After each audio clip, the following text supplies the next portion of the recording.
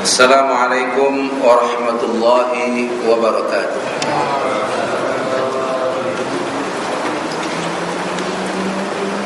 Alhamdulillah rabbil alamin, nahmaduhu wa nasta'inuhu wa nastaghfiruh wa na'udzu billahi min shururi anfusina wa min sayyiati a'malina.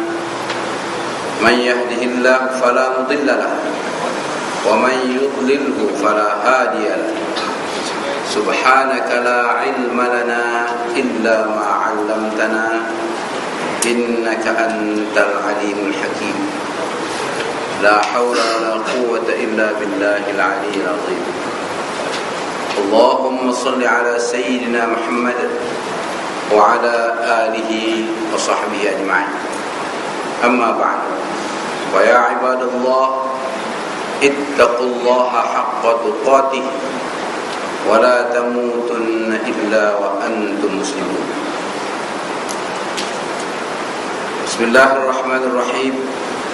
Muhammadur Rasulullah walladzina ma'ahu asyidda'u 'alal kuffari ruhama'u bainahum tarahum ruk'an sujjadan yabtaghuna fadlan minallahi wa ridwana simahum fi wujuhihim min athari sujud dzalika mathaluhum fit tawrah wa mathaluhum fil injil kazar'in akhraja shat'ahu fa'azarahu fastaghladha fastawa 'ala suqihi yu'jibu az-zurra'a liyaghiza bihimul kuffar wa'ada Allahu alladhina amanu wa 'amilus salihati minhum maghfiratan wa ajran 'azima.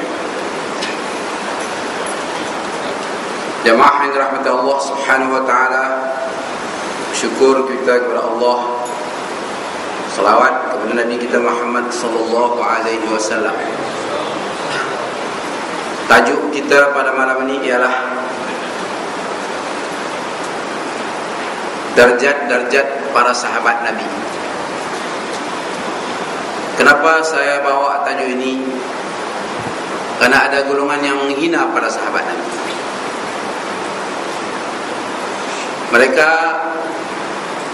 mengatakan tidak ada apa-apanya Abu Bakar, Umar dan Utsman, yang istimewa hanya Ali dan Ahlul Bait, yaitu Hasan, Husain, Fatimah dan zuriat-zuriatnya, imam-imam 12. Sedangkan di dalam hadis-hadis sahih, pujian sanjungan Rasul kepada sahabatnya sangat jelas. Dan bahagian iman kita ialah beriman kepada apa yang disabda oleh Rasul dan difirmankan oleh Allah. Amantu billah wa bima qala Allah. Amantu bir Rasul wa bima qala Rasul. Aku beriman dengan Allah dan apa yang difirmankan oleh Allah. Dan aku beriman dengan Rasul dan apa yang disabda oleh Rasul. Jelas-jelas Rasul memberi sanjungan, penghargaan, penghormatan kepada para sahabatnya.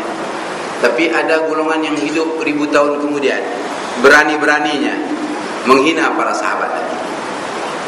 Ini adalah perbuatan mungkar yang sangat durjana. Perbuatan hina yang menghina diri sendiri.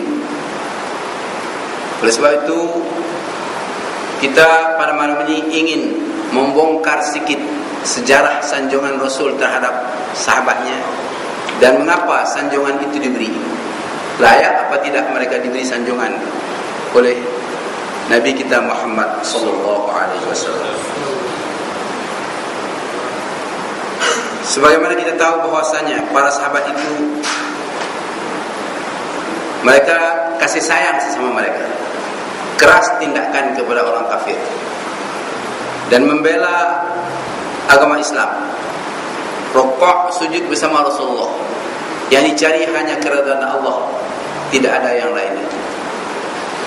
Dan mereka korban segala-galanya, harta bahkan nyawa, demi untuk mendaulatkan kalimah Allah di muka bumi. Dan sebahagian daripada mereka telah disebut namanya, orang-orang yang telah dijamin mendapat syurga Allah Subhanahu wa ta'ala. Sedangkan kita yang hidup di akhir zaman ini tidak ada jaminan. Hanya Nabi mengakui akan ada orang yang tak pernah melihat wajahku, tak pernah berdepan denganku, tapi dia beriman denganku. Kata Rasulullah, tuba, tuba, tuba, beruntung, beruntung, beruntung buat, yaitu orang yang tak pernah melihat wajahku tapi beriman denganku. Kita harap kita masuk hanya golongan itu, yaitu golongan yang masih boleh yakin dengan Rasulullah, percaya dengannya. Tapi namun kita mesti memperluaskan daerah kepercayaan kita kepada yang Rasul sebut mengenai kedudukan para sahabat. Jamaah yang dirahmati Allah Subhanahu wa taala, untuk menjadi sahabat Nabi ini sudah ketentuan takdir, sudah tercatat dalam kitab Allah Subhanahu wa taala, dan bukan boleh berusaha untuk mendapatkannya. Dan kalau dekat sekalipun dengan Nabi, darah keturunannya pun kalau sudah tidak ditakdirkan, maka dia tetap tidak. Seperti Abu Lahab, bahkan dia dikutuk, dilaknat, dicaci oleh Allah Subhanahu wa taala. Tabbat yada abi lahabin wa tab. Oleh itu kita bersyukur kepada Allah Subhanahu wa taala karena kita masih punya keyakinan untuk percaya kepada orang yang Rasul percaya. Dan kita sangat khawatir kalau keyakinan ini digugat oleh orang yang menghasut untuk kita tidak percaya kepada sahabat yang dipercaya oleh Nabi. Sekarang ada kelompok yang berusaha menggugat keyakinan orang kepada sahabat Nabi. Mereka cuba gugat keyakinan orang kepada Abu Bakar, kepada Umar, kepada Utsman, dan kepada yang lain-lainnya, termasuk Abu Hurairah yang meriwayat banyak hadis Nabi. Ini adalah perbuatan munafik Yahudi yang jahat, yang merosakkan keimanan kita kepada sabda Rasulullah sallallahu alaihi wasallam.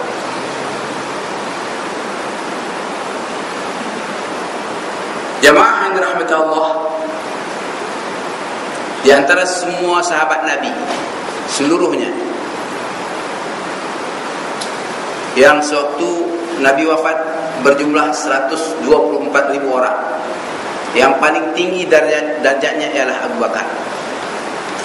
Ini jelas-jelas Rasul menyebut, dan banyak orang tahu, di mana-mana selalu kita dengar bahwasanya kalau iman Abu Bakar ditimbang dengan iman seluruh penduduk dunia, termasuk Sayyidina Umar, yang Rasul berkata, "Lau kana nabiyyan ba'di lakana Umar." Kalau ada nabi selepasku, Umar jadi nabi.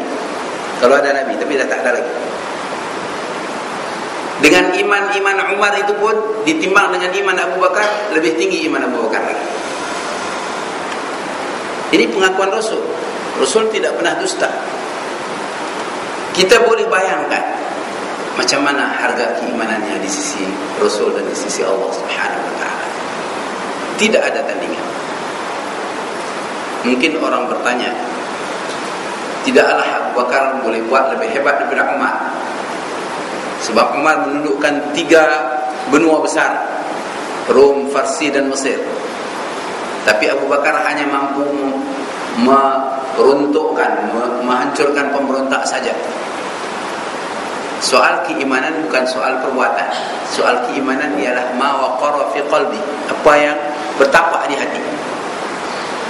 Jadi yang di dalam hati Abu Bakar itu lebih kuat daripada segala manusia yang beriman kepada Rasulullah dan beriman kepada Allah Subhanahu wa taala. Sebenarnya ada keistimewaan yang sejak awal telah diatur oleh Allah Subhanahu wa taala. Riwayat sejarah mengatakan, sewaktu Rasul mula berdakwah, pada ketika yang sama Abu Bakar berangkat ke Yaman untuk berniaga, bawa barang dagangannya. Sampai di Yaman, seperti kebiasaan orang-orang Arab, mereka akan ziarah ke padri-padri atau kepada golongan